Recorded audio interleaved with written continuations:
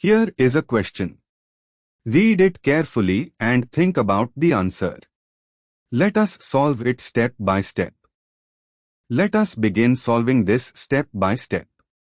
Locate the carbonyl group, C is equal to O, and find the longest continuous carbon chain that includes it. The structure shows CH3CH, CH3, C is equal to O, CH2CH, CH3, CH2CH3.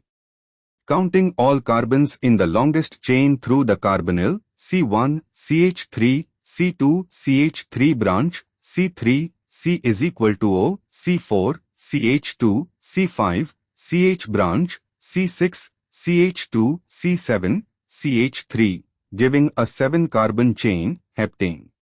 Step 2. Name the parent chain with ketone suffix. The carbonyl is at C3, so the parent is heptane 3-1. Step 3. Identify substituents. At C2 there is a methyl group from the isopropyl-like arrangement on the left side. At C5 there is a methyl group from the sec-butyl-like arrangement on the right side. Step 4. Apply numbering to give lowest locants. Numbering from the left gives the carbonyl at C3 and methyl groups at C2 and C5, locant set 2, 3, 5. Numbering from the right gives carbonyl at C5 and methyls at C3 and C6, locant set 3, 5, 6. The left to right numbering gives lower locants, confirming C2 and C5 for the methyl substituents and C3 for the ketone.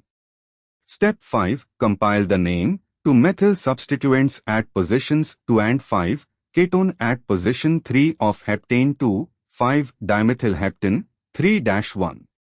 Therefore, the correct answer is 2, 5-dimethylheptane 3-1. The correct answer is shown on screen.